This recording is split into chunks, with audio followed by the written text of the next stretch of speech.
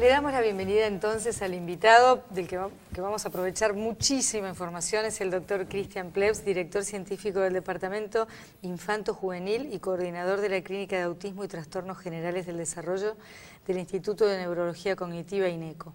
Coordina desde el año 2007 el curso de Trastornos de Desarrollo de la Universidad de Favaloro. ¿Cómo le va, doctor? Muy bien. Gracias. Antes que nada, estaría bueno explicar qué quiere decir un trastorno del desarrollo.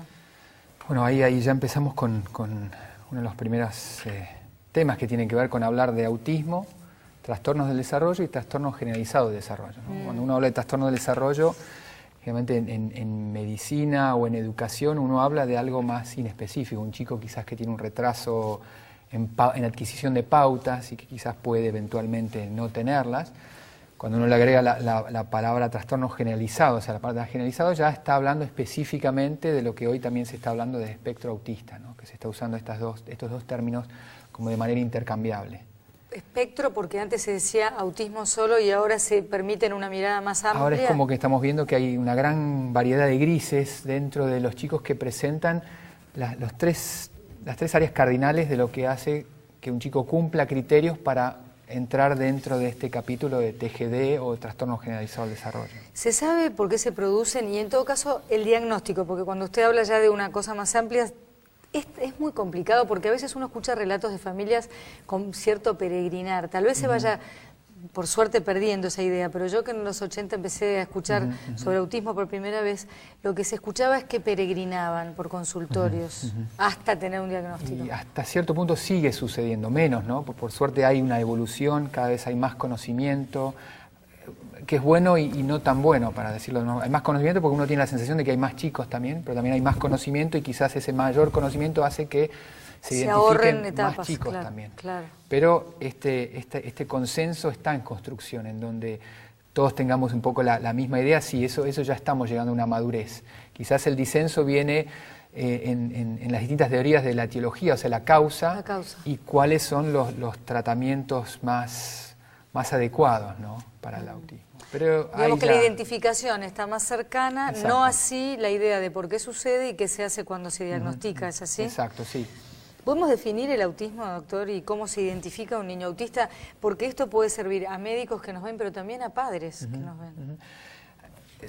Podemos definirlo. A mí me resulta importante hablar de cómo estamos viviendo y cómo es nuestra medicina y cómo la medicina define un trastorno, ¿no? Podemos tener una mirada mucho más clasificatoria, que son niños que presentan alteraciones cuanti y cualitativas en una etapa clave de su desarrollo. El diagnóstico se hace generalmente con síntomas antes de los 3 años de edad, en donde hay 3 áreas que tienen que estar afectadas, tanto cuantitativas como cualitativas. Esto quiere decir, cuantitativa hay un retraso, es únicamente cuantitativo, y cualitativa es que aparecen otras cosas que no son tan propias del desarrollo típico. ¿Podemos usar un ejemplo? Supongamos que una mamá tiene varios hijos y esa mamá tal vez, si su hijo, si el primero no es el autista, esté más entrenada para saber que este no está desarrollándose como los otros, pero también puede haber una mamá primeriza. Bueno, sí. ¿Qué cosas cuali y cuantitativas? Quizás el tema, el ejemplo es un ejemplo de otro modelo, un auto que marcha a 100, un auto que marcha a 80 y un auto que de esa autopista te está saliendo y se está yendo por el camino de tierra, se está desviando.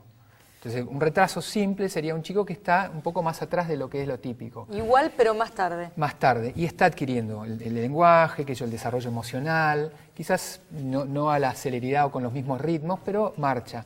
El autismo quizás no se está produciendo, es más lento, pero a la vez están apareciendo cosas y generándose rigidez de conducta, perseveración, autoestimulaciones, que quizás en el desarrollo típico aparecen muy poco y después pasa a la próxima etapa y acá no, acá se vuelve algo florido como síntoma. Exacto, que queda, ¿no? El aislamiento, un lenguaje que quizás tiene una prosodia, hace un tono distinto, un uso permanente de la tercera persona, que en el desarrollo típico aparece, pero acá quizás se extiende mucho más en el tiempo. Eso del vocabulario que usted acaba de decir, por lo que leí en el informe, tiene más que ver con el Asperger, que no sé si lo sé pronunciar bien. Exacto, sí, esos son como ya... ¿Cómo se pronuncia? Asperger. Asperger. Sí, que es el apellido del médico que lo primero describió. Porque ahí hay lenguaje, aunque sea llamativo, y en el autista tradicional que yo recuerdo, ¿hay una imposibilidad de lenguaje o es más complejo que eso? Hoy todo eso se está replanteando. En la mirada más tradicional médica se decía, bueno, hay un grupo de chicos que uno tradicionalmente decía, el 75% de los chicos tienen un retraso cognitivo asociado. Hay un 25% que quizás tienen capacidad intelectual normal o por encima de lo normal, y dentro de ese grupo también están muchos de los chicos que tienen un lenguaje que puede ser muy precoz, que cuando el lenguaje es precoz, ahí uno habla de síndrome de Asperger. Y hay otra variante que es el autismo de alto funcionamiento, que... Como era Rainman con los cálculos. Exacto. O este año premiaron mucho una película que se trató de la vida de Temple Grande. De Temple, sí. Que yo tuve la suerte de entrevistar en Argentina. Me cambió la vida entrevistarla.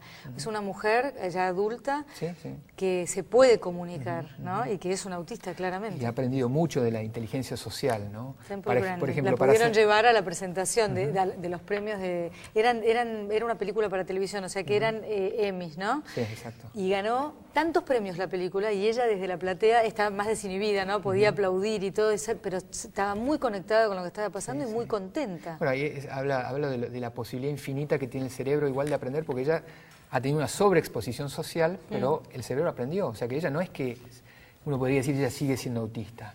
Ella básicamente ha realmente aprendido por segunda naturaleza lo social, pero ya es inherente a ella. O sea que ella tiene eso que está diciendo, doctor, social. Es muy interesante, porque parecía una condena un diagnóstico de autismo. Hoy, por suerte, hay miradas que están hablando de estos distintos. Por eso yo decía dos paradigmas. Hay un paradigma en donde el médico dice, bueno, cumple criterios con autismo, el autismo es esto, si supera los 6 años no va a aprender a hablar. Condenas. Y ya es una profecía autocumplida.